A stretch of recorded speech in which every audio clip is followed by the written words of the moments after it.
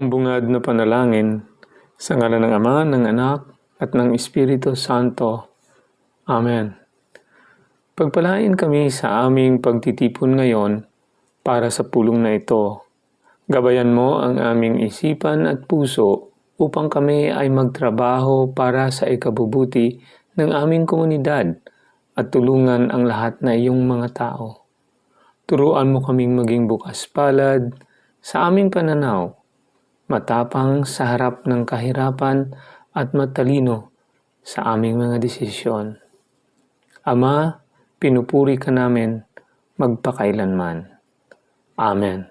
Sa ngalan ng Ama, ng Anak, at ng Espiritu Santo. Amen.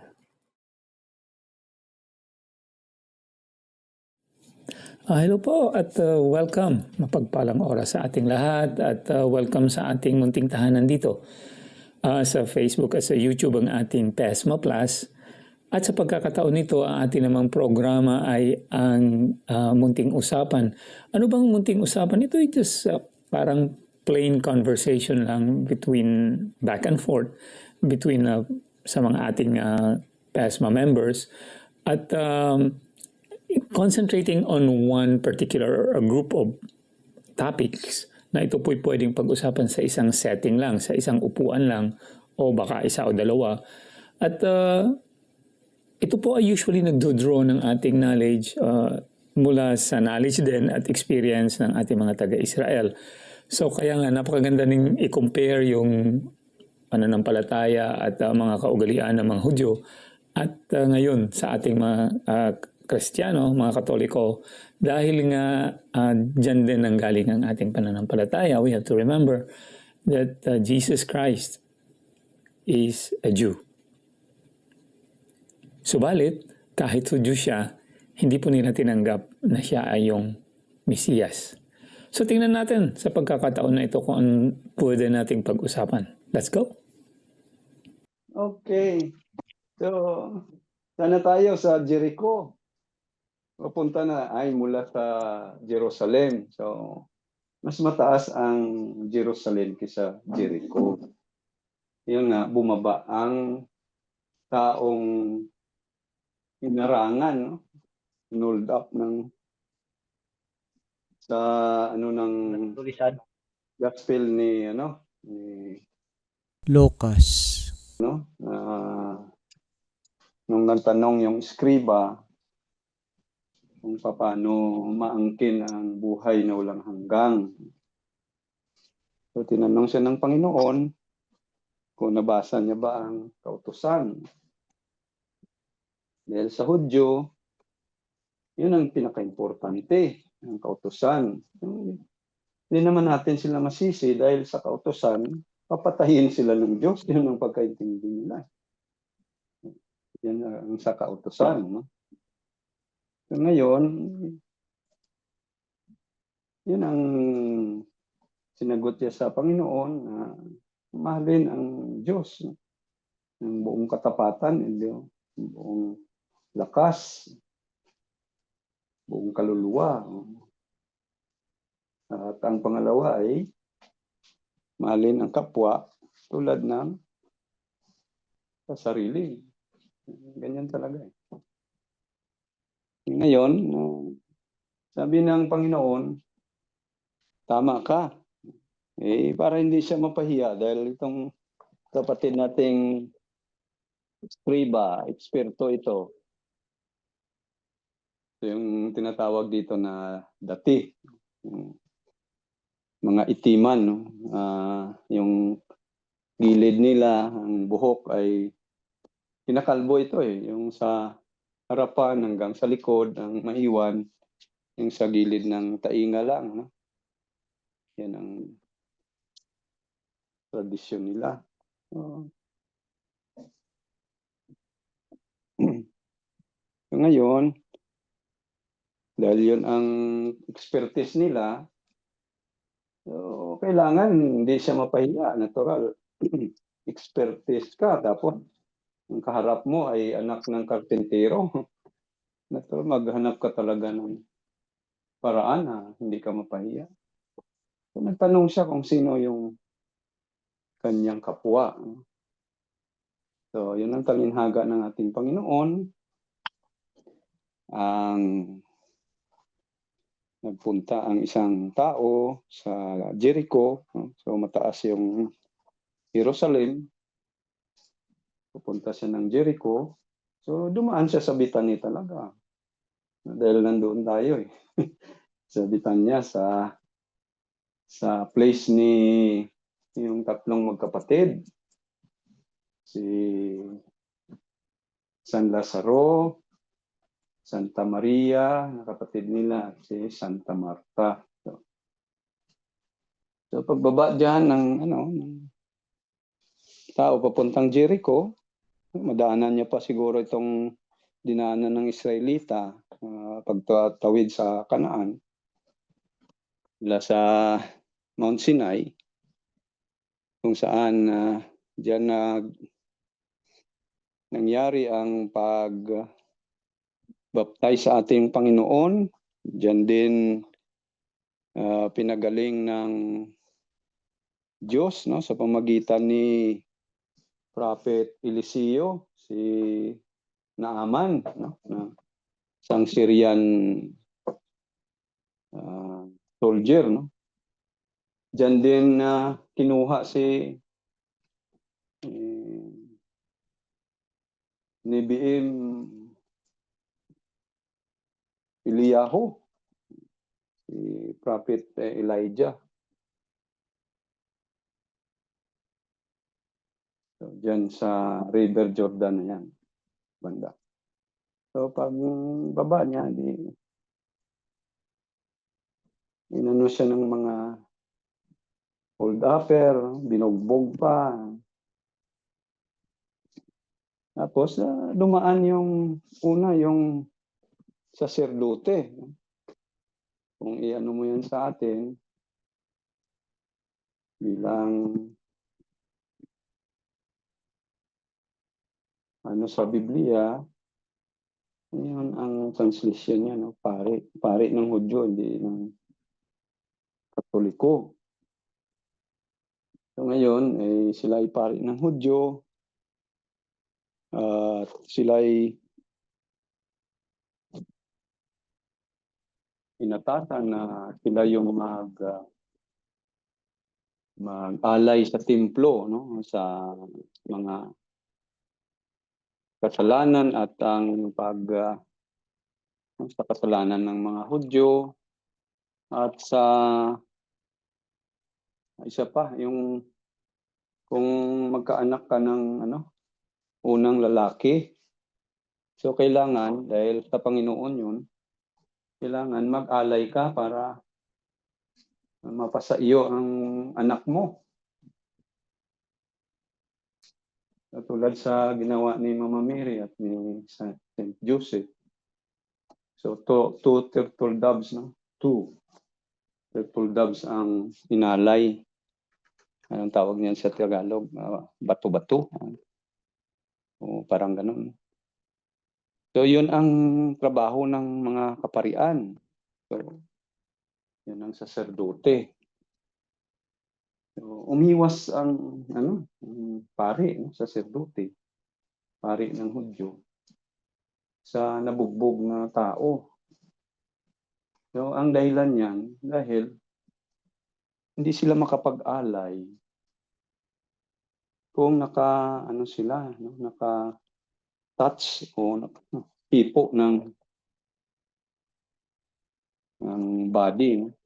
Na patay, o kung ano man kung tao man na hindi kosher o sa kanila pa, hindi sang-ayon sa kanilang ritual.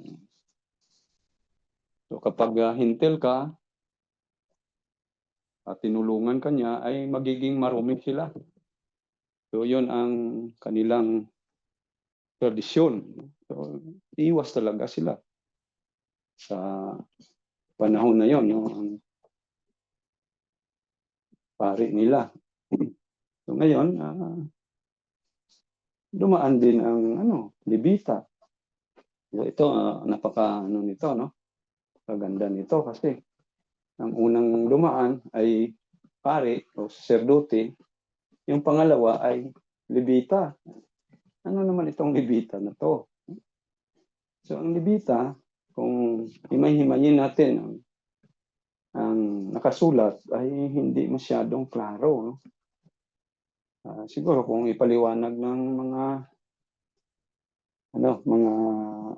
scholar, so ngayon ating himay-himayin ng konti, no? Para may naman.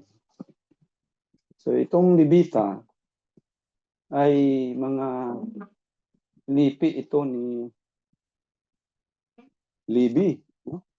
Na isa sa mga anak, sa 12 anak na lalaki ni Jacob o Jacob o Israel. Nung pinalitan na siya ng Diyos, Israel ng pangalan niya. So yun ang Levita, no? So nung sila'y lumabas na sa Ehipto, malapit na sila sa Mount Sinai. So ang inatasan na gawing pare, ang lipi lang ni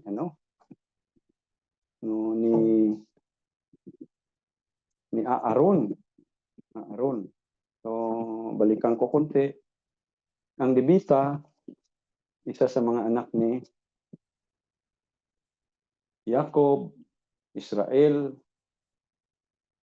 o ni Jacob, isa sa mga anak niya, at sa lipi ni sa anak ni Leah ito, no? Sa matandang kapatid ni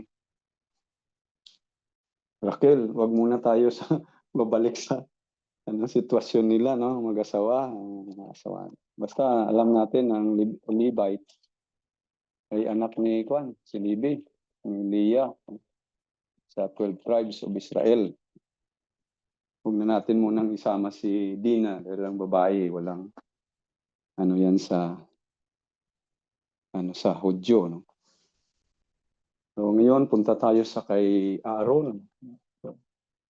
Sila yung nag-aalay sa Panginoon sa disyerto, no? Sila yung taga-alaga ng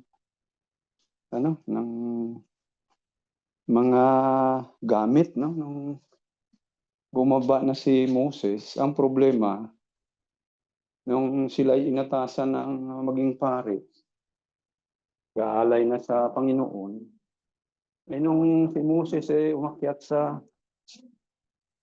Mount Sinai, ay nalungkot itong mga Israelita. Naghanap ng makita nilang Diyos. Dahil si Moses hindi ba bumaba? Tagal, 40 days 40 days ba? Parang kung di ako nagkamali. Ngayon, hiningi nila kay Aaron, no? Siya yung pare, taas na pare, na gumawa ng ng baka, golden calf. Yun ang alayan nila at sambahin. So lang magawa si Aaron, inipon ang lahat nilang alahas. Pinagawa ng baka. So dahil siyang pare, ay siya nangunang mag-alay. Natural siya maalay.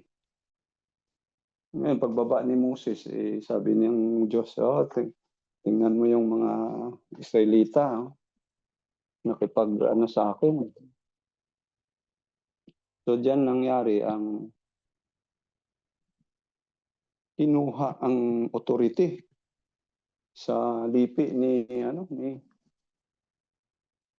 Aaron. Si Aaron ay kapatid ni Moses. So intindihin natin, si Moses at si Aaron, magkapatid. May kapatid din silang babae, si Miriam. Sino pa yung isa? Limutan ko. So, sila ay kalipi ni Levi. Ibig sabihin, sila ni Moses ay Levita. Okay. So, si Aaron, yung ginawang pari, tinanggal sa kanyang authority. Dahil pinayagan yung Israelita magpagawa ng Diyos-Diyosan. So, nung tinanggal na, ang ginawang pari, yung Levita. Kung tingnan mo, dapat ang lipi lang ni Aaron kung hindi nagkasala. So wala na, hindi na kailangan ang salipi ng buong angkan ni Moses, ni Levi. So ngayon, nakasama na yung mga anak ni Moses, anak ni Miriam. Kasi magkapatid sila Natural, Levita sila. So, ang ginawa ng Diyos, inilipat sa buong angkan. Ang Levita, hindi lang kay Aaron. Dapat kay Aaron lang. So, napakapala dapat si Aaron sa panahon na yun. Isipin mo, ikaw yung unang makapagsilbi sa Diyos. Yung lipi mo lang, malaking karangalan, no? Isipin mo kung ikaw yung gawin ng Diyos na mag-alay sa Kanya. Pero tinanggal dahil nagkasala. So, binigay sa buong angkan. Hindi natin alam kung saan napunta ng mga anak ni Aaron. So may posibilidad dahil sa tradisyon nila, pag nandito na sila sa sa templo, so posible dahil Levita sila, doon lang sila, hindi sila pwedeng magpare. Dahil tinanggal sa kanila Posible, nagiging lang sila, taga-gwardya. Kasi yun ang trabaho ng Levita pag-alaga ng templo. So bakit sa templo lang sila? So yung rason dyan, dahil para maalagaan ang bahay ng Diyos. No? Diyan inaalay, nandyan ang covenant, no? Ark of Covenant. So nandyan ang Sa unang templo pa lang tayo. Kompleto pa. So ngayon, siguro ang mga anak ni Aaron, dyan siya sa tagabukas ng pinto, ng gate, taga-linis. Siguro dyan lang sila kasi bawal na magpari sa kanila Yun. O magturo. Pwede pa rin sila magturo. Kasi walang alay dyan Tulad sa atin, magkatikisin. Pwede sila. So yun ang mga trabaho ng mga Levita. So ngayon, wala silang sa ikakabuhay sa kanila. No? Dahil sa 12 lipi, ang 11 lang ang binigyan ng lupa ng Israel. So tandaan natin, ang Levita walang lupa. Wala silang lupa. Anong binigay sa kanila? Ang ikapo ng lahat ng produkto ng pinagmay-ari ng 11 lipi. So yun ang yan ang kinabubuhay nila. So ibig sabihin, pag walang produkto ang lupa ng Israel, ay gutom ang templo. So ito naman ang 11 tribes. Pag hindi magbigay, ay magutom din ang templo. Pero okay lang yan, basta may kita, magbigay talaga sila kasi takot sila sa Diyos. Patay sila pag hindi sila magbigay. Yung nga sabi sa Malakay,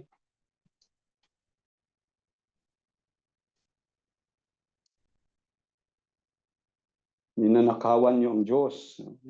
Ninanakawan niyo ako. Hindi niyo binibigay ang ikapo sa templo. Diyan. No? So, magagalit ang Diyos sa kanila. Yan nga. Kailangan magbigay sila ng ikapo. At hanggang ngayon, kahit wala ng templo, yung ikapo nila, binibigay nila talaga sa Israel. No? lalo na sa ibang bansa, yung sa Amerika, malaking pumapasok rito. 10% ng lahat ng kita nila sa labas, pasok yan dito. Maliban pa sa mga ano nila, i-donate nila na gusto nila. Kasi sa ramdam nila, pinagpala sila ng Diyos. So, ganyan.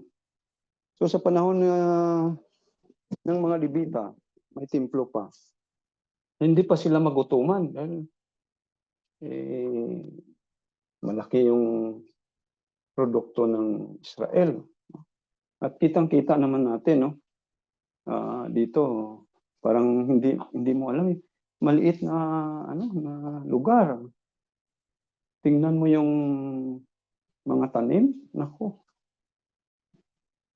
Kahit sa ano pa lang, no, sa palm tree pa lang, buhay na buhay sila talaga. Maghantay ka lang ng ano. So, sunod-sunod yung ano yan, produkto, no? Palm tree, tapos ibang prutas pa, mga ganun. Ano talaga sila? Ano sila? At masipag. Maliban pa sa pinagpala. Maliban na sa ngayon, generasyon, dahil computerized na, ayaw na mag... pero sa farming, ano pa sila? Ano pa sila? Ano pa sila? Matyaga pa sila sa farming. Dahil Bro Jerry. Oh. Oh, Bro Jerry, Ito excuse punta me. na yan muna sa sa Libita. So, Kira, yun, yung function ng Levita, sacerdote at yung ibang mga Levita, hindi naman lahat ng mga Levita ay sacerdote, di ba? yun nga talakayon ko ngayon. Ibig Mhm. sabihin na Go ahead. sa Libita, maliban kay kay Aaron, dahil lipi ni Aaron hindi na tinanggal na. So sa ibang mga lipi, lipi ni Moses, lipi ni Miriam, no? So ang bawat lipi ay diyan kinukuha ang mga pari. So ibig sabihin, tulad nito, ang ating tatay ay si Moses. So, tayong mga lalaki, kung 10 tayo, di ba? 10 pamilya yon. So, bawat pamilya yon may pari. Magpili sila ng pari. So, sa mga anak ni Aaron, ni Moses, kung 10 ang lalaki niya, so may 10 siyang pari sa sa pamilya niya, kay Moses. So, sa 10 sila, itong mga paring 10, magtalaga yan na magpili naman yan ng isang high priest. So, ibig sabihin, sa lipi ni Moses, example, may 10 siyang anak. So, may 10 siyang pari. Sa 10 pari niyan, may isa siyang high priest. So, yung high priest na pinili, yun lang ang makapasok doon sa loob ng Holy of the Holies, kung saan yung covenant, no? Yung Ark of the Covenant. So, sa 10 anak niya, isa dyan ang high priest. So, mga pari yan sa bawat lipi. So, yun ang kanilang tradisyon, no? Na pinaliwanag ng kaibigan nating rabbi dito. So, yun ang ano nila. Hierarchy talaga. Tulad ng sa atin, no? Hindi pwedeng basta-basta. At itong high priest nito, tulad yun nga pinag-usapan natin, dahil yun ang tinutuligsa ng mga kapatid natin, no? Sabi niya, bakit si Zacarias? No? Bakit daw si Zacarias, ginawa daw nilang high priest? Totoo naman, kasi sa tradisyon, high priest siya talaga. Siyang napili sa sa lipi niya. Di kung ang kanilang, kung magkapatid sila ay 15 silang pare, nagpili sila ng isang high priest. So, bakit tuligsain pa si Zacarias? Kasi pinapalabas nila si Zacarias, ordinary yung pari lang. No? Hindi pwede. So kung hindi natin alam pala na sa mga lipi, na mga pari, sa bawat lipi, ay may tinatawag na high priest. No? Maliban pa sa itong high priest nito, magtalaga naman ng ano, ng pinakapuno nila. Punong high priest, no? Pinakapunong pari. Yun ang tawag, no? So tulad sa atin, sa Katoliko, may mga obispo tayo, pero may Santo Papa tayo. Yun ang ano diyan, no? Yun. So diyan nga natin nalaman, no, na kahit pala yung ginagamit ng ating Santo Papa na sinusuot, sabi ng kaibigan nating ano rito, rabay, na yun daw ang sinusuot ng kanilang high priest. So sa panahon ng Panginoon, ang high priest nila ay si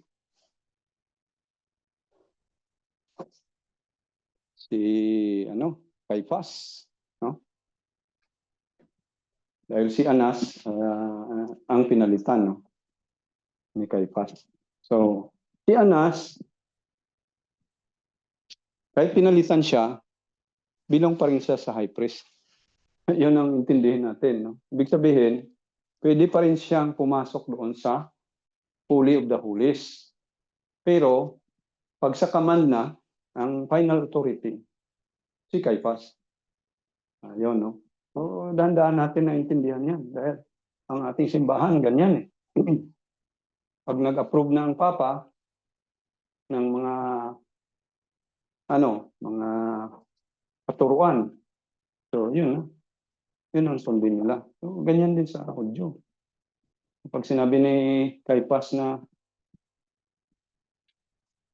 atulan na si Kristo, atulan talaga nila. Diba? So, yun ang high priest, no, sa natabanda. Balikan natin sa ang moderator na wala eh. Moderator, sana tayo. Balik tayo sa sa gospel. So, dumaan na si Libby, no? Okay, naintindihan na natin, no? Na si Libby Okay, ay thank you, pare. Pastor Jerry. So, uh, maraming salamat, Pastor Jerry, at thank you po sa lahat na bigyan natin sila ng konteksto, no? Balik natin sa ating gospel. Ito po ang pinag-uusapan natin ngayon sa munting usapan ay nanggaling po sa gospel natin nung linggo. At ito po ay nanggaling sa gospel ng St. Luke chapter 10 verses 25 to 37. Mapagpalang oras po sa ating lahat. At tinitingnan natin ngayon ng chance na magkaroon tayo ng ganitong conversation na medyo relax at parang casual conversation tungkol sa ating faith, no? Kahit ano ka seryoso yung ating pagtingin sa ating pananampalataya, pwede naman nating pag-usapan ito na hindi tayo natitense, hindi tayo nakikipag-away, kundi ito po ay talagang pagbibigay ng kaalaman, lalong-lalo na kay Pastor Jerry, dahil nga matagal siyang nandun sa Jerusalem.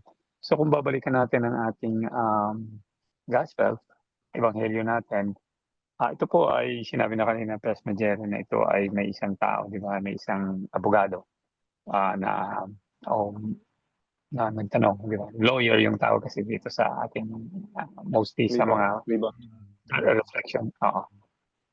Na nagtanong sa kay Jesus, di ba? Tungkol dito. At binigay naman sa kanya at after na nasagot lahat, binigay sa kanya yung parable ng Good Samaritan. At dito po na-anchor yung ating pinag-uusapan ngayon tungkol sa sacerdote, tungkol sa pare. This is an old system na pare. Hindi atin ito, hindi ito is sa Israel na pare. Pare din yung tawag sa kanila. In fact, sa Bible, sa ating reading, priest ang tawag dito. sa English translation.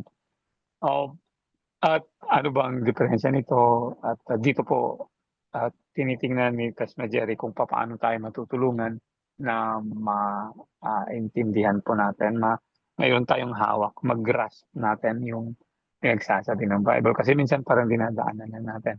So, yun nga, sinabi na ni Pastor Jerry, kung nanggaling pa doon sa Old Testament, di ba, sa panahon ni Aaron, kung saan doon nga sa bundok, I think it's Mount Sinai, di ba, na binigay ang utos kay Moses. At doon po nagsamba sila ng baka, di ba? Then, na-board sila. Wala silang cellphone, so ginawa nila, naghanap sila ng ibang Diyos. Yan ang totoong Diyos-Diyosan, di ba? Ginawa ng tao. So, ang Diyos-Diyosan ay hindi lang pala dahil may object ka na tinitingnan, kundi sa intention mo sa object na yan. Di ba? Yan ang diferensya sa atin at sa ibang panampalataya. Di ba? Sinasabi nila na nag-worship tayo sa mga santo, pero hindi naman towards that sa estatwa na yan, kundi ang estatwa na yan only reminds us. So ang ating damdamin at ang ating panalangin po ay sa tao, sa Diyos o sa tao na nire-represent ng estatwa na yan. So kanila kasi, yung intention talaga nila magkaroon sila ng kanilang Diyos. So nagkaroon sila ng baka. And so on and so forth, di ba? So ang story ni Pastor Jerry, dumating na ngayon sa makabagong panahon, sa panahon ng ating Panginoon. No, remember, may temple pa noon. Hindi pa nasira ang temple. The second destruction of temple is like 40 years, 40 years after, 37 years after na namatay ang ating Panginoon. Di ba? 70 AD. Yeah. 70 AD siya nasira o sinira ng mga Romano, di ba? Nag-revolt ang Jerusalem, nag-revolt ang mga Hudyo at na-siege po. Sinirado nila ang wall ng Jerusalem, pinasok sila ng mga Romans at sinira po ang temple. So that was the second destruction of the temple. Hanggang ngayon po walang temple. So maya-maya makikita natin dito templo at sinagoga. Yan, marami pa rin ma-explain ni Tess Jerry. Pero ngayon babalikan nga natin ang ating gospel. Ang Gospel of Good Samaritan. So go ahead, Pastor Jerry. So doon na tayo sa ano, no? So klaro na sa atin na ang Levita, so isa sa mga 12 tribes ni Israel, ng Israel. No? So yun ang lipi nila, yun ang Levita, yun ang pari nila. No? Diyan kinukuha ang pari nila. Diyan ang galing. Sa lipi ni Levi, yun nga ang pangalawang dumaan ay Levita. So ibig sabihin, hindi siya pari. Pero angkan pa rin siya ni Levi na kung saan diyan kinukuha ang lahat ng mga pari ng ating mga kapatid na Hudyo. No? Sila lang yung binigyan ng Diyos, no? ng otoridad na mag-alay sa kanyang templo. So maliban siguro, dahil wala naman tayong nabasang sulat, maliban siguro sa lipi ni Aaron. No? Si Aaron ay siguro apo na ni Levi. Dahil diyan siya dapat ang lipi niya lang dapat ang pari. So, dahil nga sinabi natin na nagkasala sila, dahil na hatak sila ng Israelitang gumawa ng Diyos-Diyosan, tinanggal sa kanila. No? Ganyan ang Diyos na pinaniwalaan nila. Na sa atin ay Diyos Ama na makapangyarihan, mapagmahal. Sa kanila, yung kautusan. Kautusan talaga ang basihan ng kanilang pananampalataya rito. No? Hanggang ngayon, no? May pagkaiba na dahil moderno na, may pulis na. Kung walang pulis siguro, di babatuhin ka talaga.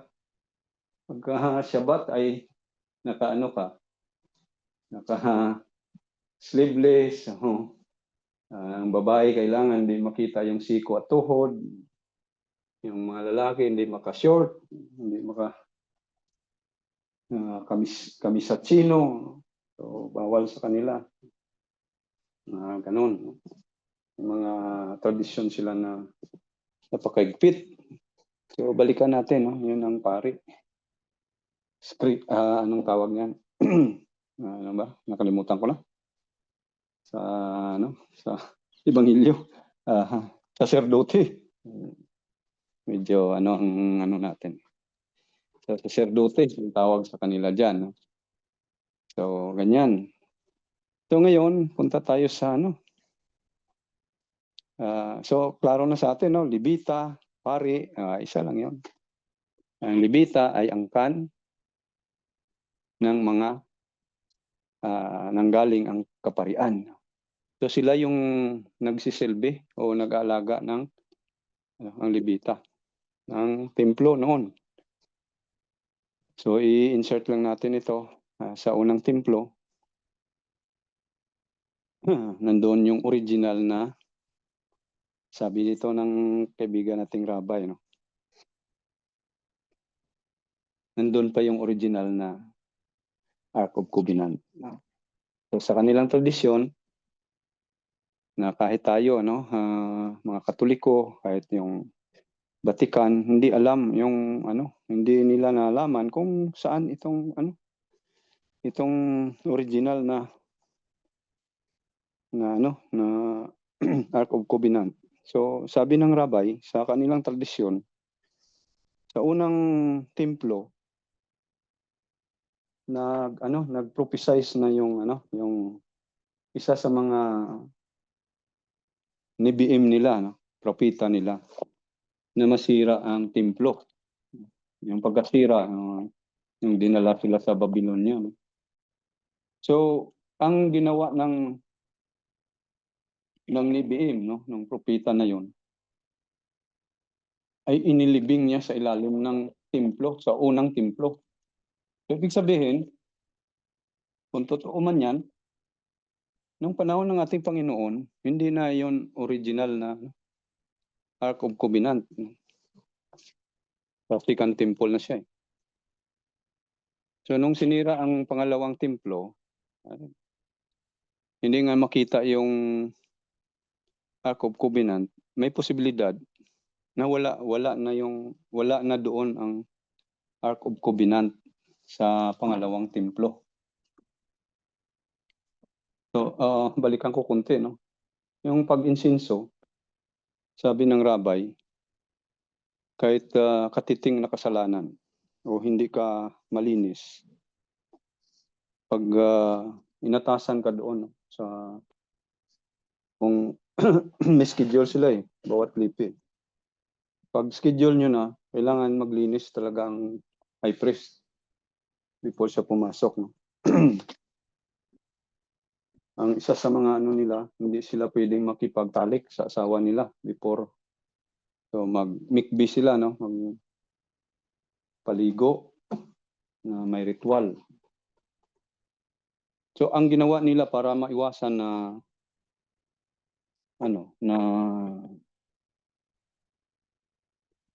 walang mangyari sa pari sa loob. May time limit sila. Na pag ang high priest na nag-insinso, hindi niya nabanggit noon. Pero pag matagal na daw, pagpasok pa lang, nilalagyan na ng tali sa niya. Para hihilain nila. Kasi hindi pwedeng silang lahat pumasok doon at magtulong. Dahil pagka hindi sila malinis, patay silang lahat. 'Yun ang nila.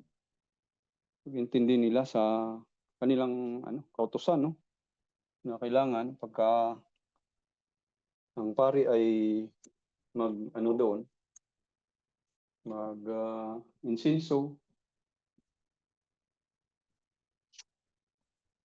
ay kailangan malinis. So, 'yun ang sitwasyon ng pari. Sana banda tayo. Okay na yan, no? Ang libita, pari, no? So, doon tayo sa pangatlong nagdaan, na dumaan sa sa hinold up. Ang tawag nila ay Samaritano, Samaritan, Good Samaritan. Yung Good Samaritan sa ano na lang yan, sa atin na lang yan. Pero sa Hudyo, hindi gano'n ang pagtawag. No? Pagka Samaritan na, lahat yan sila bad. Ano yan sila marumi sa paningin ng mga Hudyo. So, sino ba sila? So itong Samaritano ay mga Hudyo din. Mga Hudyo sila. Kaso lang, nag-asawa sila ng hindi Hudyo. So yun ang tawag sa kanila, Samaritano, dahil hindi sila puro. So balikan natin yung Samaritano. So yung tao na yun ay, balikan ko muna yung ano, kung nalala natin sa gospel din, no? Yung Samaritana na ano sa ano. So galit ang Hudyo sa mga Samaritan. Yun nga nagtaka yung babaeng Samaritana na bakit humingi ng tubig si ano, ang ating mahal na Panginoon, na bawal yun sa ano, sa isang Hudyo na makipag salamuha sa hindi malinis o marumi, lahi o tao. Yun na, no? Pero dito lang muna tayo dahil ako'y inuuwi na. Dagdagan naman natin yung pagka may panahon na. Uwi na ako at magbalik sa trabaho. At mag-shalom sa aking inaalagaan. Tapos mag-iribtob dahil dito ay mag-alas 7 na ng gabi. So pag-gabi, iribtob, no? Pagpatulog, laylatog. Good night. So back to you, moderator. Tudaraba. Syukran. Okay, Tudaraba. Utod kong gwapo, Jerry. Salamat, Ali Tudaraba. from Jerusalem, Israel.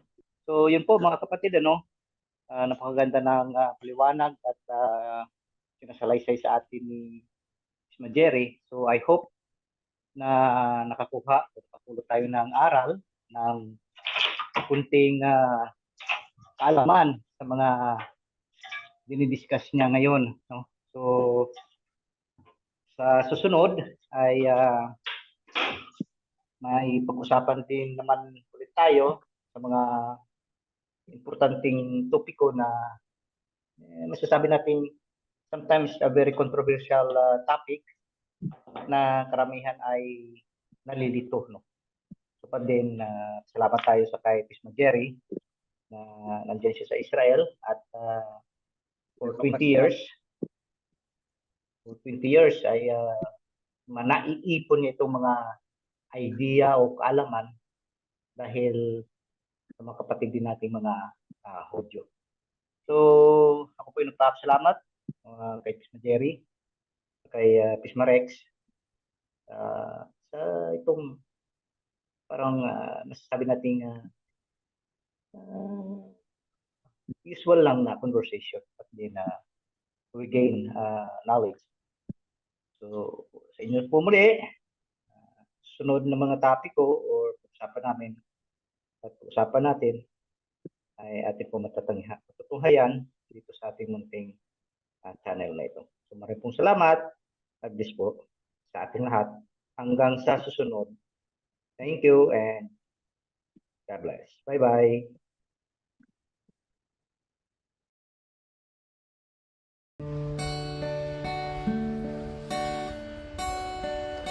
Lumapit ka, manahan ka,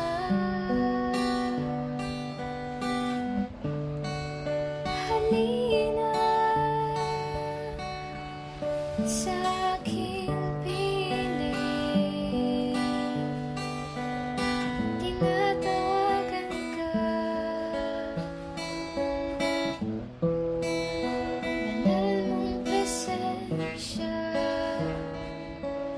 Espiritu,